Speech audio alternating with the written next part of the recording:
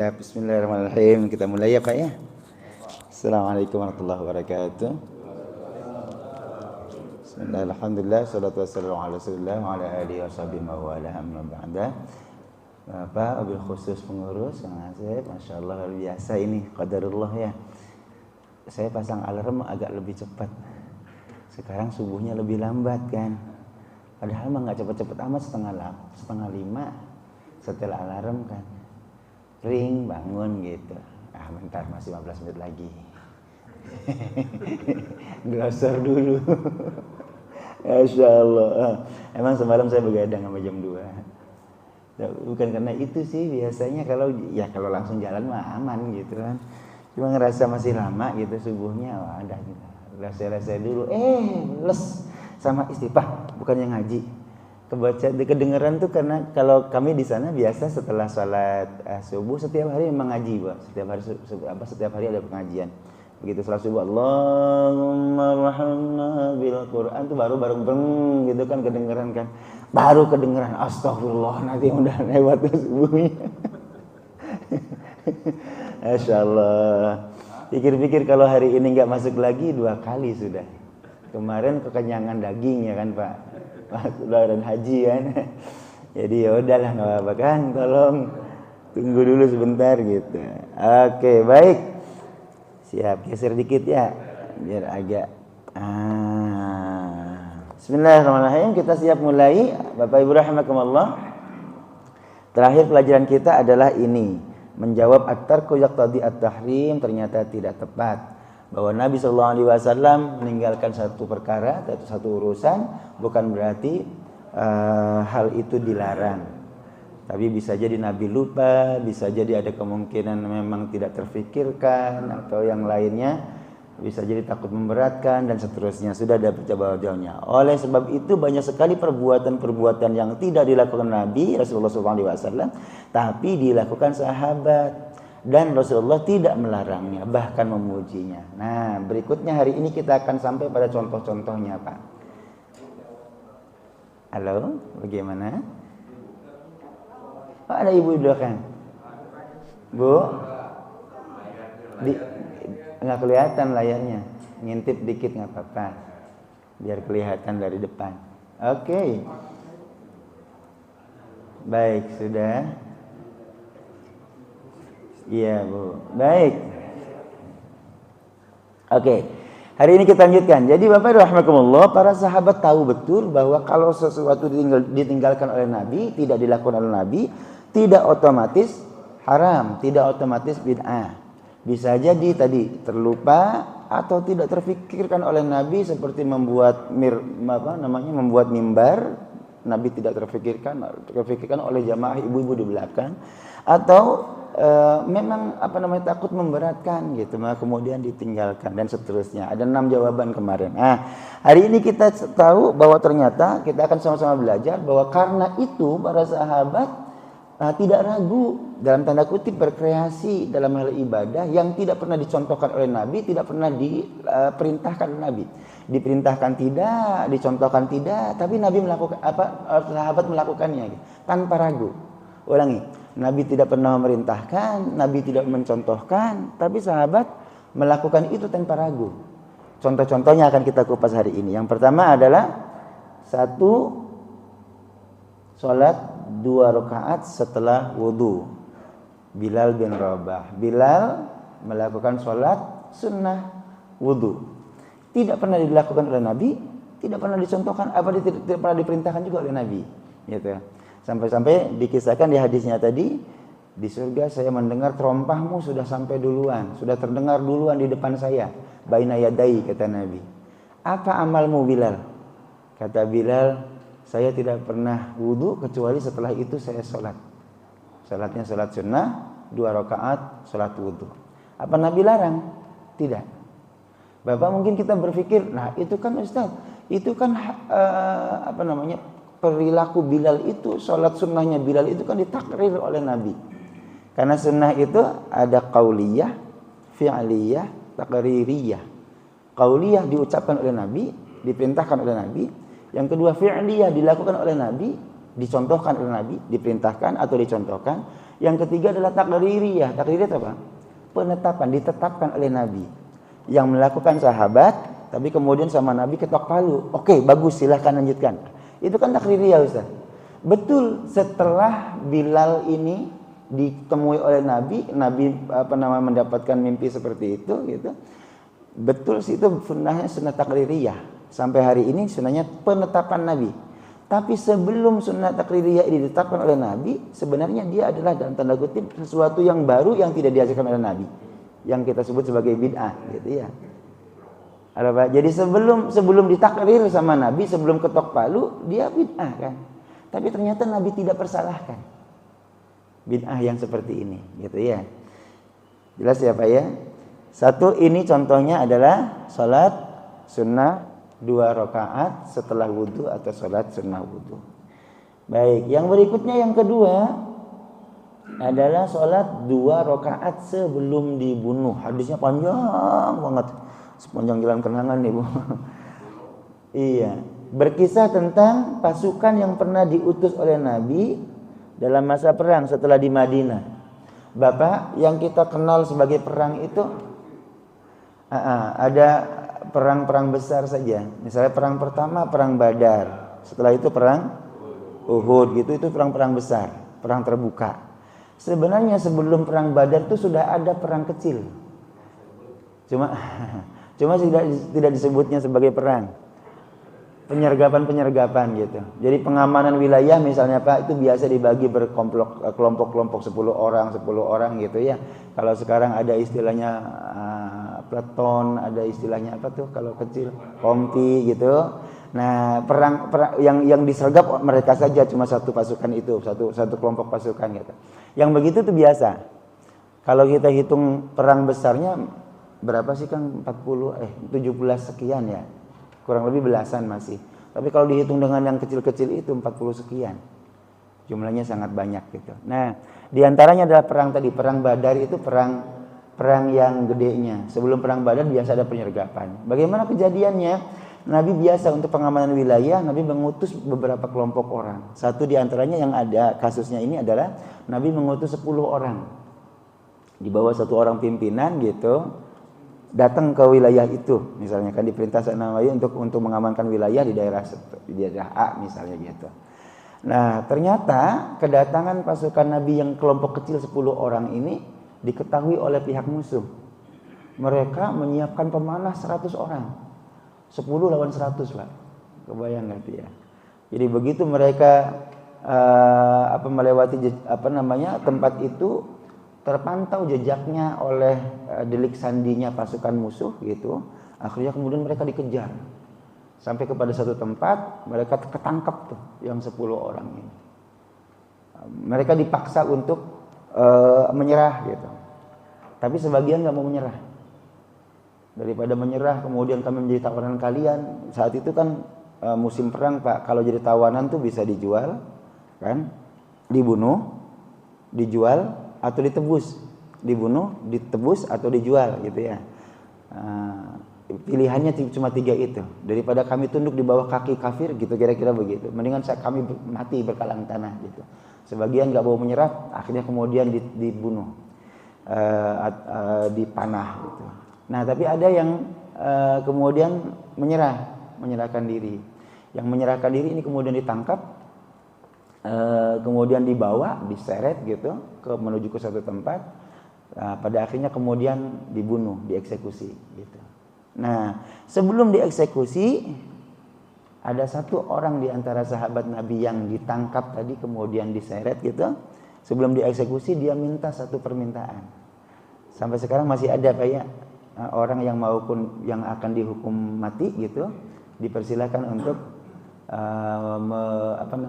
meminta permintaan terakhir gitu, dikabulkan selama permintaannya bukan lepaskan saya. Iya, selama permintaan masih bisa dilaksanakan gitu dikabulkan. Permintaannya apa itu? Minta untuk sholat sunnah dulu 2 rakaat. Namanya Khubab. Nah, ini dia sebentar.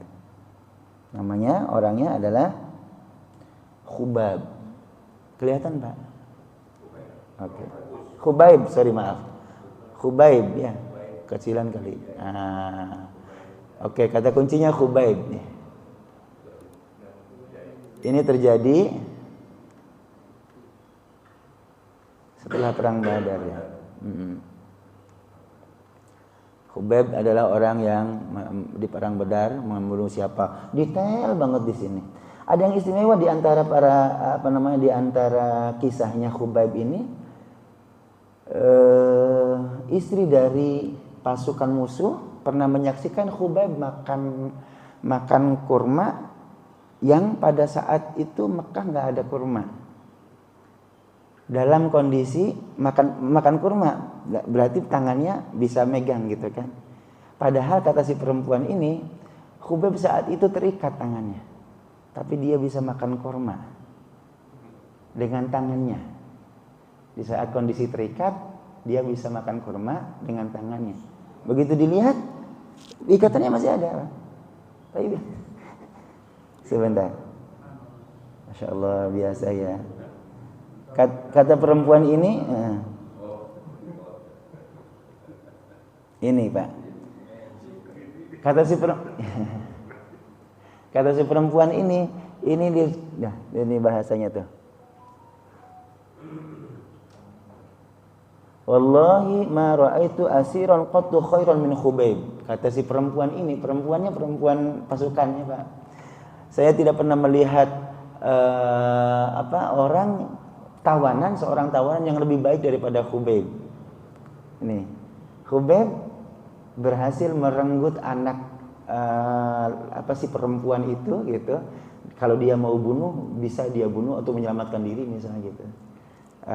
Sementara senjata silet di sini disebutkannya, siletnya sudah dalam genggaman tangannya gitu. Kalau mau gitu ya, ngancam gitu, Bu, lepaskan saya atau anak ibu mati misalnya gitu. Kalau mau dia bisa. Tapi ternyata Khubaib ini melepaskan si anaknya. Gitu.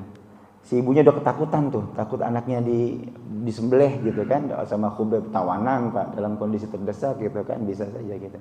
Tapi ternyata ibu nyangka saya akan membunuh anak ibu ya? Enggak, dia bilang. Saya tidak seperti mereka, saya lepaskan. Tuh, nah, lalu disaksikanlah sama si ibu itu satu waktu, karena dia dalam kondisi tertawan ya, mendapatkan min'inabin fi yadih.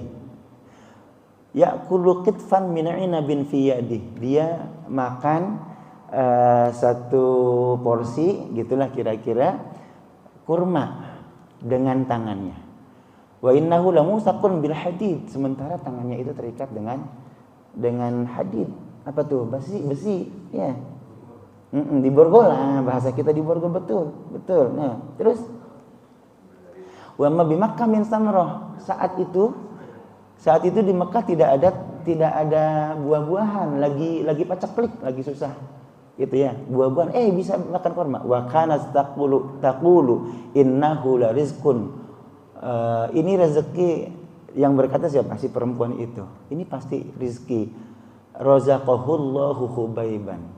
Allah berikan kepada Khubaib. Seperti Siti Maryam, dia tinggal di mihrab gitu ya. Tapi ketika bisa makan, ada makanan gitu. Sampai ditanya sama siapa, Nabi Zakaria, ini dari mana gitu. Ya kan? Ini rezekinya Allah Subhanahu wa taala. Cuma kalau Maryam enggak terikat tangannya. Khubaib terikat tangannya, tapi bisa makan. Allahu Akbar. Nah, lalu setelah dia akan mau dieksekusi gitu, Khubaib minta satu permintaannya adalah sholat. Nah, Bapak Ibu rahimakumullah. Iya. Ala ayyi janbin, dia bersyair nih sebelum dieksekusi. Ala ayyi janbin kana lillahi masra'i, dzalika fi dzatil ilahi wa iyyasha. Ala ayyi janbin kana lillahi masra'i wa dzalika fi dzatil ilahi wa iyyasha. Yubarik ala awsali shilwin mumazza. Apa itu Pak syairnya? Saya la ubali, awalnya bukan itu. Mana la ubali? La ubali. Ubali hina aqtulu musliman. Selama saya masih muslim, saya tidak peduli saya mati terbunuh gitu. bahasa dia. Ini syair pertamanya nih. Yang kedua, ala ayyan bin kana lillahi masra'i. Terserah Allah saja. Bentar. Menarik Pak ininya. Aku tidak peduli ketika aku terbunuh sebagai muslim, di sisi apapun bagi Allah kematianku. Itu semua pada Tuhan yang satu. Jika Ia berkehendak, Allah memberikan berkah pada setiap bagian tubuh yang terputus. Mati berkalang tanah, habis dicincang oleh kuda misalnya, enggak peduli. Yang penting Allah bersamaku, gitu kira-kira. Segitunya Pak tegarnya Khubayb. Lalu dia minta salat sunnah. Ini hadisnya sahih riwayat Imam Bukhari. Salat sunnah, setelah salat sunnah 2 rakaat, kemudian dia katakan kepada pasukan yang menunggunya, Al-Gojo yang akan membunuhnya gitu, andai kalian tidak akan berprasangka bahwa saya menghindari pembunuhan, saya pengen lebih lama lagi sholatnya. Dia bilang, cuma saya tahu kalian menganggap ini cuma cara saya untuk menghindar dari kematian. Enggak, padahal saya pengen sholat lebih lama. Cuma kalau saya sholat lebih lama, kalian pasti menduga saya menghindar dari kematian gitu kan. Jadi ya sudah, saya cukupkan aja lah sholatnya. Segitunya Pak. Udah di hadapan mata pedang di depan Al-Gojo gitu. Iya, masih bisa bicara seperti itu. Saya pengen sholat, tapi jangan kira sholat saya menghindari kematian, menunda kematian lebih lama. Enggak. Ya sholatnya normal aja gitu. Saya pengen menghadap Tuhan sebelum menghadap Tuhan yang sesungguhnya. Kira-kira seperti itu. Sebenarnya kalau kalian tidak akan keberatan nungguin saya lama gitu, saya pengen lebih lama soalnya. Jadi menghadapi kematian tuh, ya Allah, seindah itu, seringan itu ya. Kalau kita, sekarang beras udah nggak punya nih ya, itu udah kayak setengah mati itu. Rasanya berat banget. Udah tungkup bumi langit ya. Betul nggak sih Pak kira-kira ya? Apalagi lebih parah lagi kalau ditinggal istri. Udah tungkup bumi langit. Seakan-akan udah nggak ada kehidupan gitu ya. Udah kayak mati sebelum mati. Khubayb sebelum mati santai aja gitu. Selama Allah bersamaku aman sudah, mau mati mau berkalang tanah mau dicincang kayak apa terserah gitu. Sehebat itu Pak mental jihadnya, subhanallah ya. Baik, Alhamdulillah, ini yang kedua. Jadi Khubayb lah ternyata orang yang pertama yang minta sholat 2 rakaat sebelum dibunuh. Kembali kayak tadi logikanya, betul setelah Khubayb ini kemudian kisahnya dilaporkan kepada baginda Nabi, kemudian Nabi mempersilahkan orang untuk melakukan hal yang sama, itu sunnah takririyah setelahnya. Ya. Tapi sebelum itu, yang dilakukan oleh Khubayb ini adalah sesuatu yang baru yang tidak dicontohkan oleh Nabi, tidak diperintahkan oleh Nabi. Tidak diperintahkan, bukan qauliyah, tidak dicontohkan, bukan fi'liyah gitu. Tapi Khubayb melakukan tanpa ragu.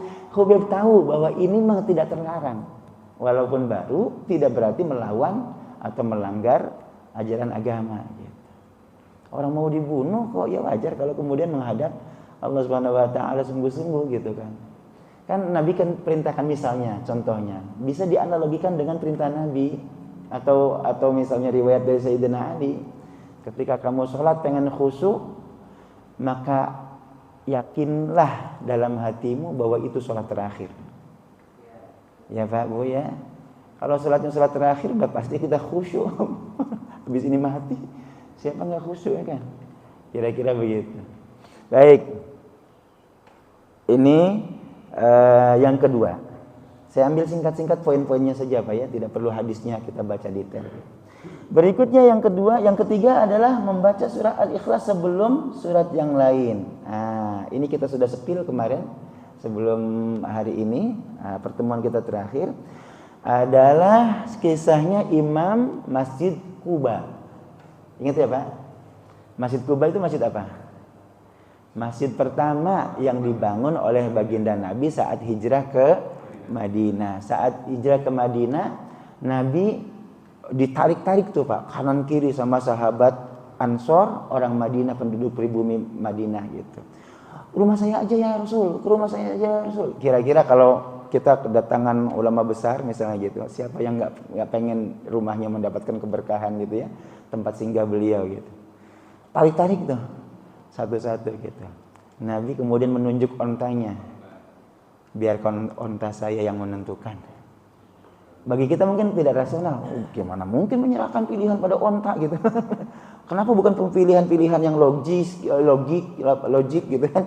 Oh, tokoh itu saja, oh suku itu saja misalnya. Kan pilihan-pilihan yang logik kan. Siapa yang membela paling awal misalnya gitu. Satu dalam konteks penghargaan kepada orang ya kan. Yang kedua penuh perhitungan kan, berkalkulasi kalau saya di rumah itu dia punya kekuatan, punya jamaah, punya masyarakat kayak gitu kan.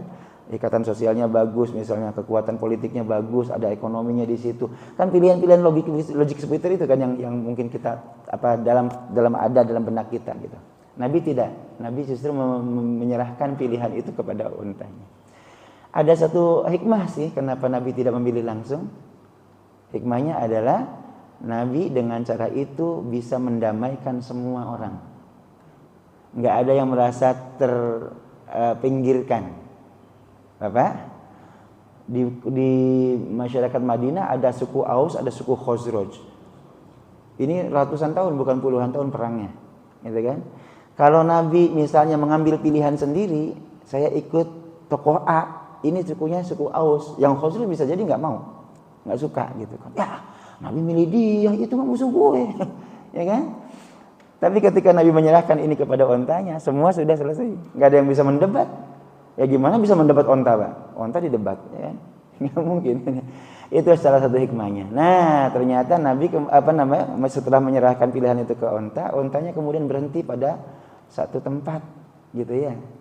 Tempatnya milik Fulan bin Fulan, kaum Ansor, orang Madinah asli. Akhirnya kemudian, ini boleh nggak dibeli? Dibelilah kemudian, dijadikan masjid. Bangunlah masjid pertama namanya Masjid Quba. Setelah itu baru kemudian perjuangan berlanjut, Nabi kemudian membangun masjid yang lebih besar, Masjid Nabawi yang kita kenal sampai hari ini. Bapak dan Ibu, di Masjid Quba Nabi kemudian meninggalkan Masjid Quba itu. Quba ke Madinah, Quba ke Masjid Nabawi lumayan jaraknya ya Pak ya. Halo, kita yang sudah pernah umroh, pernah haji tahu gitu kan ada Masjid Quba ya kan. Yang satu kali sholat di situ berapa nilainya? Satu kali umroh. Iya ya. Lupa saya tertulis di pintu masuknya itu kan Pak ya. Nah, yang istimewa begitu Alhamdulillah iya Pak, baru pulang tahun ini. Beberapa tahun yang lalu. Yang istimewa baru masuk kita ke dalam gitu, ada ruang terbukanya di dalamnya Pak ya. Ternyata ditanemin pisang. Masya Allah. Wah, pisang di Arab gitu kan. Ya Allah kayak ya kan? Masya Allah. Ternyata pisang itu ada di surah Ar-Rahman. Pisang bertandan-tandan. Ar-Rahman atau Al-Waqi'ah itu? Al-Waqi'ah ya, Al-Waqi'ah maaf. Al-Waqi'ah ya, pisang bertandan-tandan ada di surah. Jadi ternyata itu pisang makanan surga. Pak, kalau kita mah biasa ya, anak-anak kita nggak doyan loh pisang-pisang. Bilang ini makanan surga loh, ada dalam surga. Ada di surah Al-Waqi'ah. Di samping korma anggur kan ada juga pisang. Baik, yang lainnya adalah delima. Ada dalam Al-Qur'an ya. Rumman betul. Fima faqiatu wa nakhlu wa rumman fa bi ayyi ala'i rabbikuma tukadziban. Rumman jadi nama orang, Rumman jadi Rumana. Cantik Pak. Itu delima artinya. Baik. Alhamdulillah ini ternyata masjid yang Nabi tinggalkan, Masjid Quba tadi, akhirnya kemudian ada satu di antara imamnya yang suka baca surah Al-Ikhlas setelah waladhdallin. Surah alladzina an'amta 'alaihim ghairil maghdubi 'alaihim waladdallin. Amin. Bismillahirrahmanirrahim. Qul huwallahu ahad, Allahus samad. Sampai tuntas qul hu baru surat yang lain.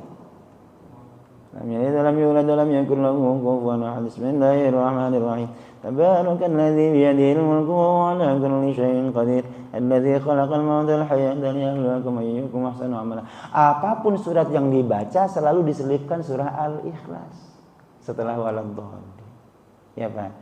Nah, ini kemudian dilaporkan kepada baginda Nabi.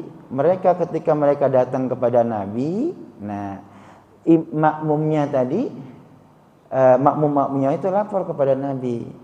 Ya Rasul, di tempat masjid yang engkau bangun pertama kali saat hijrah ke Madinah ini, di Masjid Kubah, masjid kami ya Rasul, sekarang ada satu di antara imam kami yang suka melakukan itu, membaca surah Al-Ikhlas setelah waladhdallin sebelum surat yang lain. Gitu. Kami pernah tanya sih ya Rasul gitu. Kami pernah minta untuk menghentikan. Jadi makmumnya pernah diskusi sama imamnya, "Imam, maaf ini kan gak ada contohnya dari Nabi ya, Nabi gak pernah begini," gitu kan. Ya sama dengan kritisnya kita misalnya gitu. Nabi kan gak pernah mencontohkan waladhdallin terus qulhu dulu baru kemudian surat yang lain. Jangan dilakukan lagi lah gitu. Karena nggak ada contohnya dari Nabi, karena qaulin au fi'lin tadi. Nabi tidak perintahkan, Nabi juga tidak pernah lakukan. Udahlah jangan. Kata si imam tadi, kalau kalian mau saya lanjutkan baca kulhu setiap waladhdallin. Tapi kalau kalian nggak suka, mendingan saya nggak jadi imam. Dikasih dua pilihan begitu, mendingan saya nggak jadi imam. Padahal kata si makmum tadi, padahal dia yang terbaik di antara kami jadi imamnya. Nah kemudian dilaporkan kepada baginda Nabi, Nabi kemudian nanya sama si fulan tadi gitu. Kalau bahasa hadisnya si falamma atau mana dia? Falamma atahum an-nabi sallallahu alaihi wasallam. Datang kepada mereka Nabi. Nabi datang kepada mereka berarti kan. Yang datang siapanya? Nabinya. Nabi datang kepada kelompok itu misalnya ngaji lah gitu ya di majelis taklim itu gitu. Nabi kemudian dapat giliran tuh ngaji di sana gitu, datang ke sana dilaporilah sama makmum tadi. Ya Rasul, imam kami begini tuh. Boleh enggak gimana itu gitu. Nabi kemudian nanya si imam tadi, "Imam, bener begitu?" "Iya ya Rasul." "Emang kenapa?" kata Nabi. Nabi pengen tahu kenapanya itu. Jawaban si imam sederhana, Pak. Tapi menohok. Apa itu? Ana uhibbuha ya Rasulullah. Saya senang sama kulhu ya Rasul. Saya cinta sama kulhu ya Rasul. Jawabannya sesederhana itu. Apa responnya Nabi? Hubbuka iyyaha adkhalka al-jannah. Ini hadisnya. Hubbuka iyyaha adkhalka al-jannah. Cintamu kepada kulhu itu membuatmu masuk surga. Membuat Allah memasukkanmu ke dalam surga. InsyaAllah. Pak, kalau kita terapkan di sini, di Indonesia ini, di An-Nas ini sekarang 2023 gitu ya. Coba besok Pak. Imamnya tiba-tiba baca kulhu di depan sebelum surat yang lain. Waladhdallin amin. Bismillahirrahmanirrahim. Qul huwallahu ahad, Allahu samad. Setelah itu baca surat yang lain. Setiap hari begitu. Misalnya gitu. Oh, pasti ada yang protes itu. Oh, emang mana dalilnya? Ah, kan ketemu langsung. Mana hadisnya gitu. Mana dalilnya? Selalu begitu kan ya. Nabi itu loh. Enggak mencak-mencak, Pak. Emang siapa yang ngajarin lu? Kalau kita nih bawa nafsu gitu. Aku enggak pernah perintahkan, enggak pernah aku contohkan, lu enggak kurang ajar lu emang. Gitu kan? Ternyata tidak. Nabi itu sangat-sangat bijak. Justru meresponnya luar biasa. Rabbuka iyyaha adkhalakal jannah. Cintamu kepada kulhu itulah yang menyebabkan Allah memasukkanmu ke dalam surga. Padahal enggak pernah dicontohkan, enggak pernah diperintahkan. Tidak langsung tuding otomatis, oh itu bid'ah gitu. Enggak. Oke. Sudah berapa nih? 3. Sampai tuntas ya Pak ininya, poin-poin ini. 3. Hadisnya sahih Pak. Riwayat Imam Bukhari. Berikutnya yang keempat, menutup bacaan dengan surah Al-Ikhlas. Kalau tadi waladhdallin, Al-Ikhlas di antara di tengah-tengah. Sekarang ada lagi yang lain kasusnya. Tidak disebutkan namanya siapa gitu. Apa itu? Ditutup bacaan semua sholat dengan Al-Ikhlas. Jadi setelah waladhdallin surat lain dulu, nanti di akhir baca Al-Ikhlas dia. Bismillahirrahmanirrahim. Qul huwallahu ahad, Allahu samad. Setiap kali sholat. Jadi imam pula gitu. Gimana itu Pak akhirnya? Ini responnya Nabi. Lihat responnya Nabinya di ujung. Annallaha yuhibbu. Allah mencintainya. Ditanya, "Fulan, kenapa kamu lakukan itu?" "Aku senang sama Al-Ikhlas." Sebentar, mana respon dianya? "Uhibbu an aqra biha." Uhibbu an aqra biha. Si fulan ini ditanya, "Kamu kenapa tak melakukan itu?" "Saya senang sama baca Al-Ikhlas." Jawabannya kali ini Rasulullah katakan, "Annallaha yuhibbu." "Akhbiru annallaha yuhibbu." Sampaikan kepadanya, kali ini tidak langsung nih. Sampaikan kepadanya Allah mencintai dia. Karena cintanya kepada surah Al-Ikhlas. Oke, sekarang kita turunkan dalam konteks keseharian kita. Ada orang yang nyinyir banget dengan baca Yasin malam Jumat. Kalau kita jawab, "Saya senang sama surah Yasin." Kira-kira responnya gimana? Dalilnya mana? Ya kan? Padahal kalau kita terapkan hadis ini, karena cintamu kepada surah Yasin itu kamu masuk surga. Harusnya begitu kalau ngikut Nabi ya Pak ya. Ini dalilnya mana? No, dalilnya. Orang cinta kepada kulhu, gara-gara itu dia masuk surga. Orang cinta kepada surat kulhu, gara-gara itu Allah mencintai dia. Dua ini dalilnya ya Pak. Gara-gara dia senang sama kulhu itu Allah mencintai. Satu masuk surga, yang kedua Allah cinta kepadanya. Gara-gara senang satu surat. Nah, kulhu pendek, cuma 3 ayat. Yasin? Masa iya? Kita senang sama satu surat kemudian kita jadi murkanya Allah Subhanahu wa taala. Orang sama-sama surat cintanya Allah kayak itu yang kita baca gitu. Kira-kira begitu ya, Pak? Logikanya ya. Oke. Ada lagi kulhu nih, satu lagi, Pak. Kali ini yang ketiganya adalah Abu Sa'id Al-Khudri pelakunya. Disebutkan definitif siapa sahabatnya. Yang tadi sahih lagi Bukhari Muslim. Yang pertama tadi yang adkhalakal jannah Bukhari sahih. Yang kedua sahih Bukhari Muslim malahan. Yang ketiga Qatadah bin Nu'man membaca surah Al-Ikhlas sepanjang malam. Sebentar sebelum ke Abu Sa'id Al-Khudri. Qatadah bin Nu'man membaca surah Al-Ikhlas sepanjang malam. Bapak Ibu rahimakumullah, para sahabat punya amalan masing-masing. Misalnya kita tahu yang awal bikin tasbih dalam bentuk bundelan kain itu adalah Abu Hurairah gitu. Zaman itu teknologi belum secanggih kita, belum ada yang made in China, cetak gitu. Yang belinya dari Arab ya Pak. Made in China gitu. Belum ada. Ada 2 orang, satu laki-laki, satu lagi perempuan tentang tasbih. Yang laki-laki adalah Abu Hurairah. Ya. Kalau Abu Hurairah bikin bundelan-bundelan tuh dari kain biar bisa ngitung berapa banyak tasbih yang sudah dia baca. Gitu. Halo, satu kali putaran anggaplah kayak kita bikin 100 misalnya gitu. Oh, sampai dengan akhir putaran 100 kali sudah gitu. Ada bisa terhitung ya. Dibenarkan oleh Nabi? Iya, enggak dilarang. Satu lagi perempuan. Perempuan ini pakai batu, Bu.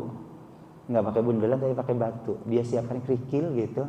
Subhanallah alhamdulillah wa la ilaha illallah Allahu akbar 1. Subhanallah alhamdulillah wa la ilaha illallah 2 gitu. Dikumpulin.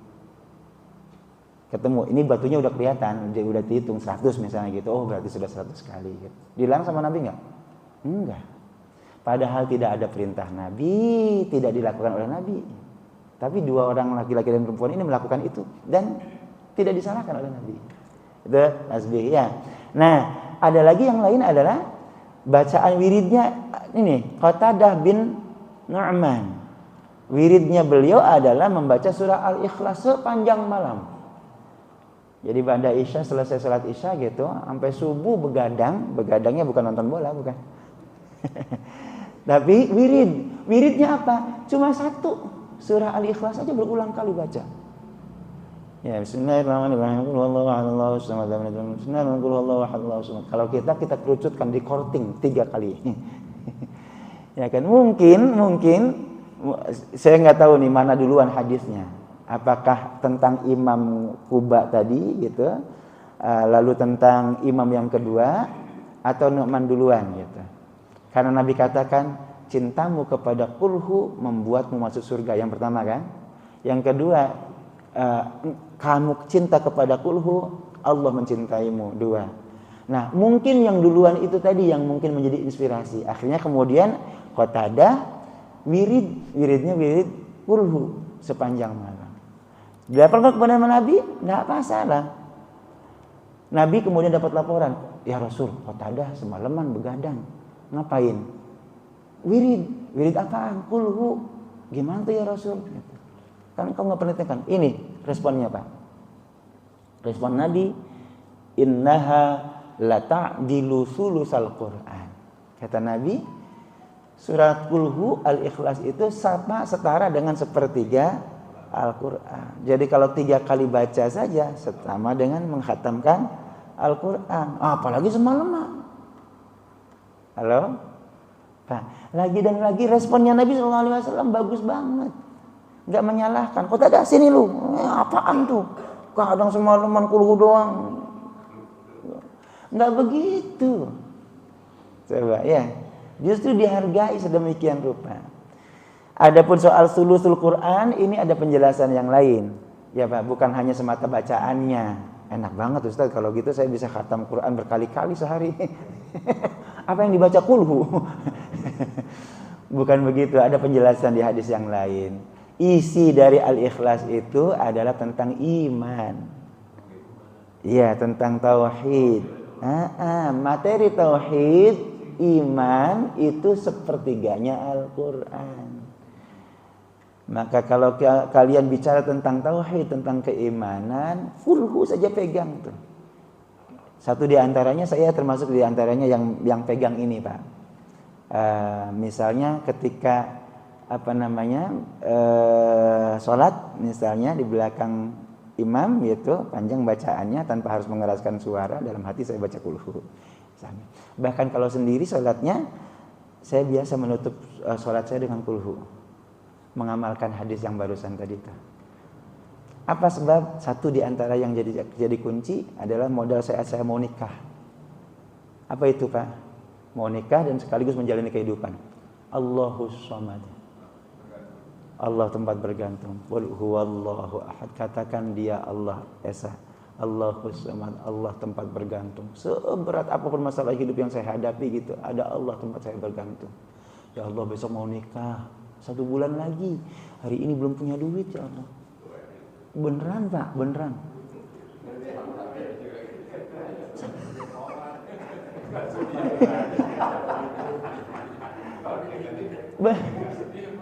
Bener Pak.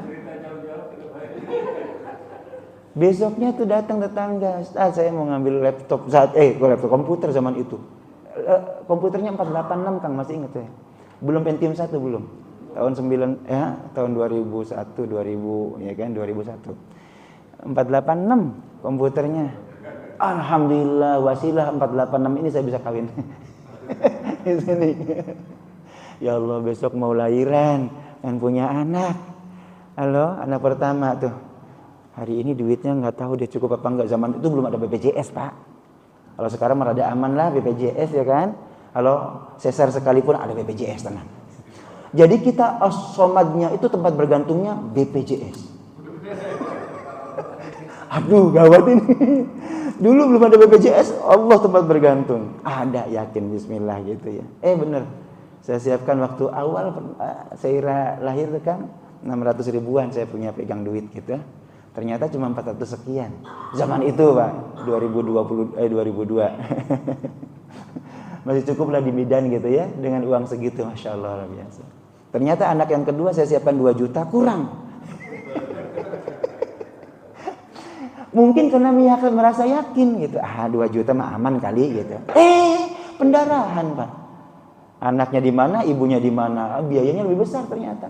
Aduh, saya salah, ngerasa sombong. Ngerasa sudah siap gitu kan. Ternyata harusnya bergantungnya bukan pada uang.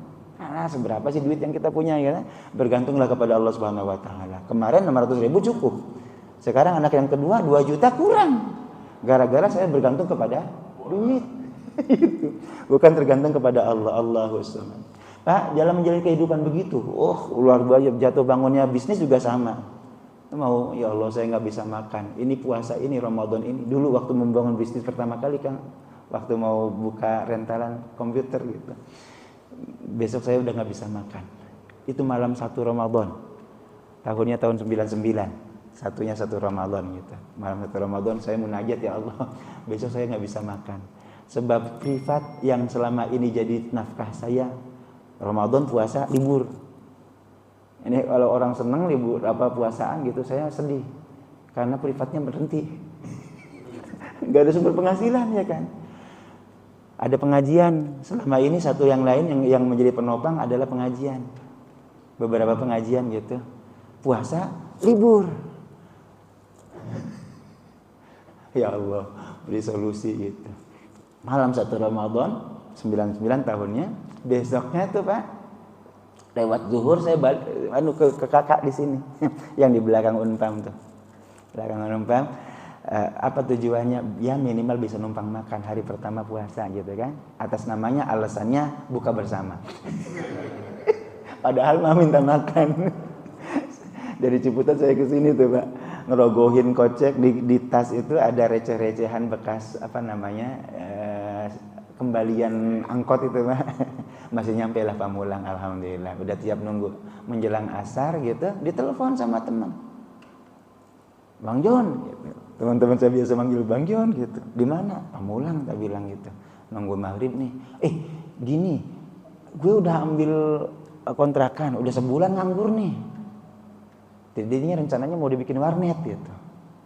Cuma ternyata kayaknya tempatnya susah dah. Udah gitu belum ada jaringan. Waktu itu jaringan komputer internet masih susah, setengah mati gitu kan. Nah, tak bilang bagus nih. Saya punya konsep. Udah kalau nggak bisa dibikin warnet, kita bikin rental aja gitu. Ya udah sini dulu gitu. Saya disuruh balik lagi ke Ciputat Pak. Sampai sana datang gitu. Gimana caranya? Gampang, tak bilang. Kita punya komputer. Saya punya komputer 1. Ini 3 komputer sini kumpulin. Kita siapin perangkatnya. Jadi langsung bergerak tuh Pak. Halo. Malam itu, sore itu, alhamdulillah selamat saya. Dibayarin makannya sama dia. Besoknya langsung belanja, bikin nyari kipas, segala macam karpet gitu. Jadi usaha. Hari kedua bulan Ramadan tahun 99. Masya Allah. Ternyata sebegitunya Allahus Samad. Ya, saya kira pengalaman Bapak dan Ibu lebih kaya daripada saya tentang Allahus Samad. Ya. Kita gantungkan semua harapan. Barangkali memang ada saatnya Allah tuh membuat kita mentok dulu, dijedotin tembok dulu gitu. Biar kemudian keluar Allahus Samadnya gitu. Karena ketika kita masih punya kekuatan ekonomi, tenang, masih ada duit, ya kan? Masih punya kekuatan orang, nanti saya minta bantuan sama dia gitu. Begitu dijedotin ke tembok, baru kita Allahus Samad, ya Allah, tidak ada lagi jalan lain kecuali Engkau ya Allah. Itu Pak, baru Pak. Itu betul. Mujarab itu ketika kita sudah mepet, kondisinya sudah sangat mendesak gitu ya. Udah nggak ada duit lagi sama sekali. Nggak bisa, ya Allah besok saya nggak bisa makan. Itu langsung Pak, instan.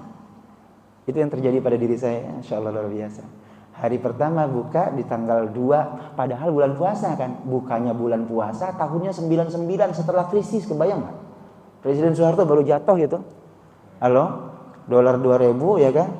Tapi saya berani-beraninya buka usaha, nggak ada pilihan lain. Dan itu yang seakan-akan Allah berikan. Orang saya mintanya semalam gitu kan, langsung dikasih gitu. Oh, ini solusi terbaik. Alhamdulillah bisa makan. Hari pertama saya buka rentalan itu dapat uang 6.000. Masih ingat sampai sekarang kan? Angka 6.000 itu, Masya Allah. Itulah Allahus Samad. Itu juga sebabnya kenapa saya mengamalkan hal yang sama. Saya baca kulhu di setiap kesempatan, atau misalnya di saat setelah penutup rakaat salat itu bacanya kulhu. Baik, rahmatullah, waktu subuh kita habis siang. Nah, sekarang jam 6.02 syuruknya. Sekarang 6.11 gitu, 1 menit lagi berarti sudah boleh salat syuruk. Bagaimana? Apa kita sampai sini saja atau lanjut dikit lagi? Karena tadi kesiangan ya. Dapat hukuman ya gitu. Oh, lanjut di luar. Oke. Bagaimana kalau 6.15 lah ya? Oke ya? Cukup ya? Baik, bismillahirrahmanirrahim. Baik, kita lanjutkan.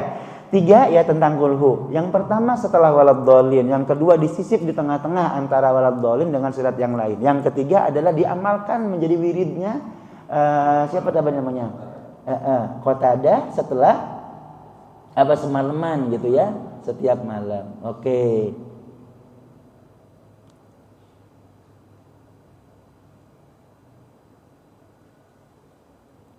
Bukan, Qatadah itu perawinya.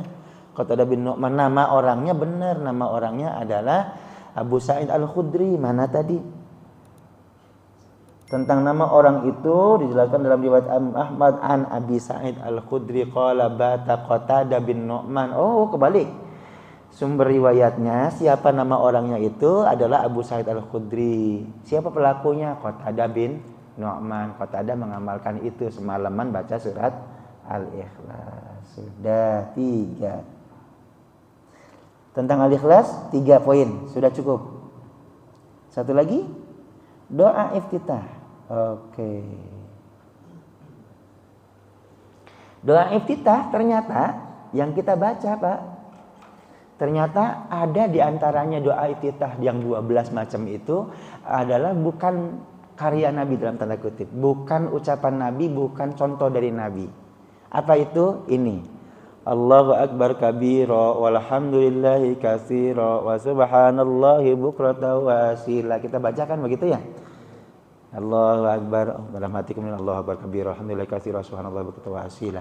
Sampai wa asila ini ternyata bukan contoh dari Nabi. Nabi tidak pernah ajarkan. Ini. Faqala Rasulullah sallallahu alaihi wasallam, manil qail, setelah selesai sholat kemudian Nabi berbalik ke belakang gitu. Tadi siapa yang baca itu? Pak, kira-kira saya jadi imam, Bapak jadi makmum di belakang. Kemudian Bapak baca apa? Kira-kira keras nggak bacaannya? Masa iya kenceng-kenceng orang jadi makmum kan ya? Oke. Tapi Nabi dengar. Gimana itu? Nabi dengar. Barusan tadi siapa yang baca ini? Allahu Akbar kabira alhamdulillahi katsira. Saya ya Rasul. Halo? Setajam apa itu? Berarti kan diinformasikan oleh malaikat pastinya. Jibril, belakang kamu ada yang baca ini gitu. Karena kita nggak mungkin dengar orang baca apa di belakang orang dalam kondisi jadi makmum, ya kan? Dan sholat ketika kondisinya kondisi sholat gitu. Di luar sholat mungkin baca Quran kenceng-kencengan bisa lah ya. Tapi kalau dalam kondisi sholat pasti kan bacaannya sir gitu kan. Nabi dengar. Ini kata Nabi terus bagaimana? Qala jumlah qaum inna ya Rasulullah anna ya Rasulullah sallallahu alaihi wasallam. Ini qala ajibtu laha futihat laha abwabus sama. Futihat laha abwabus sama. Gara-gara kamu membaca doa Allahu Akbar kabira walhamdulillahi katsira wa subhanallahi bukratan wa asila, itu pintu langit terbuka. Padahal Nabi nggak ajarkan, Pak.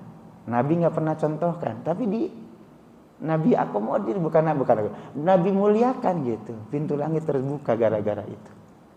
Nah, dari sini kemudian qala Ibnu Umar, fama taraktuhunna mundu sami'tu Rasulullah sallallahu alaihi wasallam. Sejak saat itu saya tidak pernah melepaskan, tidak pernah meninggalkan Allahu Akbar kabira walhamdulillahi katsira wa subhanallahi bukratan wa asila. Sebelum inni wajjahtu wajhiya lillazi fataras samawati wal ardh. Inni wajjahtu itu hadis yang lain. Yang bagian pembukanya ini Allahu Akbar kabira walhamdulillahi katsira wa subhanallahi bukratan wa asila itu adalah hadisnya sahabat. Bukan hadisnya sahabat, maaf. Doa iftitahnya sahabat yang kemudian diakomodir oleh Nabi sallallahu alaihi wasallam. Adapun ini wajah tuh di hadis yang lain. Nah, Ibnu Umar katakan saya amalkan ini. Karena pintu langit terbuka ketika kita sholat kan berarti kan langsung tanpa penghalang kan, nembus istilahnya begitu ya. Seakan-akan kita munajat Allah Subhanahu wa taala itu benar-benar nyambung gitu ya, tanpa ada penghalang. Baik, Bapak Ibu rahimakumullah, ini hal yang keberapa ya? Keempat. Kalau dimulai dari awal tadi enggak, sudah yang keberapa, Pak? Yang pertama tentang bukan kulhu, yang pertama. Yang pertama tentang apa tadi, Pak? Salat setelah wudu. Yang kedua, salat sebelum dibunuh. Yang ketiga, kulhu setelah waladhdallin. Keempat, kulhu penutup satu surat. Yang kelima, Qatadah bin Nu'man, wirid, dijadikan wirid setiap malam. 5. Yang ini berarti yang keenam. Yang keenam adalah apa tadi? Doa iftitah. Tuh banyak ya. Dan itu melibatkan banyak sahabat. Tokoh-tokohnya kan kita sampai masih bisa rekam tuh nama-namanya. Bilal bin Rabah, Bilal Rabah ya. Iya, trompah kan Bilal bin Rabah, ada Qatadah, Iya, dan seterusnya. Baik. Nah, kalau para sahabat, poinnya adalah kalau para sahabat tahu bahwa semua yang tidak dilakukan oleh Nabi otomatis haram mereka lakukan, mereka tidak akan lakukan. Ya kan? Kalau mereka para sahabat memahami bahwa yang tidak diajarkan oleh Nabi tidak boleh dilakukan oleh sahabat, pasti sahabat nggak mungkin berkreasi tentang ibadahnya, tentang bacaan sholatnya, tentang, ya kan? Bahkan sholat setelah pada momentum tertentu misalnya, nggak mungkin mereka melakukan. Nah, kalau para sahabat melakukan itu, dan itu sahabat-sahabat terdekat, Pak. Bilal bin Rabah satu di antaranya, kan sangat-sangat dekat kepada Nabi sallallahu alaihi wasallam gitu. Ibnu Umar anak kecil malah. Umar bin Khattab bapaknya temannya Nabi, Ibnu Umar kan seanak gitu kan kalau bahasa kita, ya sangat dekat gitu. Mereka ini sahabat-sahabat terdekat, melakukannya berarti mereka paham bahwa tidak otomatis semua yang ditinggalkan Nabi haram dilakukan oleh sahabat. Nah, mungkin Nabi tidak melakukannya, tapi selama sejalan dengan syariah agama, selama sejalan dengan dalil umum tentang zikir kepada Allah misalnya gitu, silakan saja, nggak masalah. Nah, kalau zaman Nabi misalnya ya zikirnya itu bisa jadi tidak persis seperti kita. Hari ini kita nadakan, kita lakukan subhanallah walhamdulillah wala ilaha illallah wallahu akbar la haula wala quwwata illa billahil aliyil azim subhanallah misalnya gitu. Bacaannya dari Nabi, yes, tapi nadanya belum tentu. Jangan kemudian digugat, mana dalilnya? Ini nada begini, ada. Atau sholat misalnya kan, kita pakai nahawan. Alhamdulillahi rabbil alamin ar-rahmanir rahim maliki yaumiddin iyyaka na'budu wa iyyaka nasta'in. Nahawan tuh nadanya, seperti yang dibaca oleh Misyari Rashid misalnya gitu. Lalu di belakang, Ustaz, mana dalilnya? Nabi pakai nahawan. Enggak gitu kali. Yang prinsip adalah bacaan Al-Qur'annya benar sesuai dengan kaidahnya. Lalu satu lagi, Pak, ada dalil umumnya. Kata Nabi, hadisnya sahih riwayat Imam Muslim, laisa minna man lam yataghanna bil Qur'an. Tidak termasuk golonganku orang yang tidak melakukan lantunan Al-Qur'an. Jadi jangan diprotes, ada Pak. MTQ itu bid'ah itu. Enggak ada di zaman Nabi itu. MTQ digugat, Pak. Gara-gara di zaman Nabi enggak ada pernah MTQ itu. Satu perlombaannya, yang kedua itu negaranya apa? Hijaz, Nahawan, Sobar, Ros, Diharka gitu. Enggak ada zaman Nabi itu. Astagfirullahaladzim, cara pandangnya gimana itu beragama? Ya Pak, ya. Baiknya, kita semakin lapang hari ini, alhamdulillah, melalui para sahabat kita paham, para sahabat paham bahwa apa yang tidak dilakukan oleh Nabi tidak otomatis terlarang, selama masih sesuai dengan perintah Nabi secara umum gitu. Selama masih sesuai dengan koridor agama syariah secara umum, maka itu masih bisa dilakukan. Baik, inilah kedewasaan yang kita ingin share, kita ingin bagi, begitu sehingga kemudian insya Allah semakin lapang hati kita, Pak, menghadapi segala macam perbedaan di tengah masyarakat kita, di tengah jamaah kita. Insya Allah kita saling toleran, bisa menerima, memahami pendapat orang, pandangan orang lain, begitu ya, tanpa harus menyalahkan, meskipun tidak sama dengan pendapat kita sendiri. Insya Allah kita bisa bangun ya Pak, toleransi dan tasamuh di antara kita, sehingga meskipun kita berbeda, hati kita tetap satu, insya Allah. Amin ya Allah Rabbal Alamin. Alhamdulillah Rabbil Alamin. Al-Fatihah. A'udzu billahi rajim. Bismillahirrahmanirrahim. Alhamdulillah Rabbil Alamin. Ar-Rahmanirrahim. Maliki yaumiddin. Iyyaka na'budu wa iyyaka nasta'in. Ihdinas siratal mustaqim.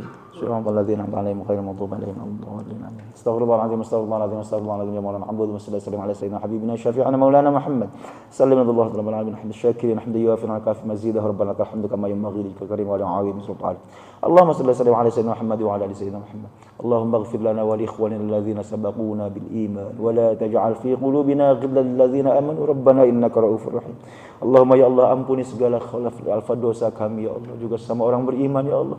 Jangan sisakan kebencian, kedengkian sekecil apapun, sedikit apapun di hati kami ya Allah terhadap mereka ya Allah. Engkau Maha Pengampun lagi Maha Penyayang ya Allah. Ya Arhamar Rahimin ya Mujibas Sa'ilin istajib du'ana Rabbal Alamin. Rabbana hab lana min azwajina wa dhurriyyatina qurrata a'yun waj'alna lil muttaqina imama. Rabbi ij'alni muqimas salam min dhurriyyati wa taqabbal du'a. Rabbi ij'alni muqimas salam min dzurriyyati rabbana wa taqabbal du'a. Allahumma ya Allah, anugerahkan kepada kami ya Allah keluarga yang sakinah ya Allah, guyub rukun harmonis ya Allah. Jadikan anak-anak kami ya Allah anak-anak yang membanggakan kami ya Allah, bakti kepadamu ya Allah, taat padamu ya Allah, bakti kepada kami orang tuanya, berguna bagi masyarakat lingkungan bangsa negaranya ya Allah. Allahumma ya Allah, jadikan negara kami tercinta Indonesia ini ya Allah yang ulang tahun ke-78 ya tahunnya ya Allah menjadi baldah thayyibah wa rabbun ghafur, baldah thayyibah wa rabbun ghafur. Rabbana taqabbal minna innaka antas samiul alim, tub alaina innaka antat tawwabur rahim. Rabbana atina fid dunya hasanah wa fil akhirati hasanah wa qina adzabannar. Sallallahu ala sayyidina Muhammadin wa ala alihi wasallam. Subhana rabbika rabbil izzati amma yasifun. Salamun alal mursalin walhamdulillahi rabbil alamin. Alhamdulillahirabbil alamin. Subhanallahi bihamdika asyhadu an la ilaha illa anta astaghfiruka wa atubu ilaik. Banyak kekurangan salah di sana sini, mohon maaf yang selapang-lapangnya. Alhamdulillahirabbil alamin. Subhanallah. Wassalamualaikum warahmatullahi wabarakatuh.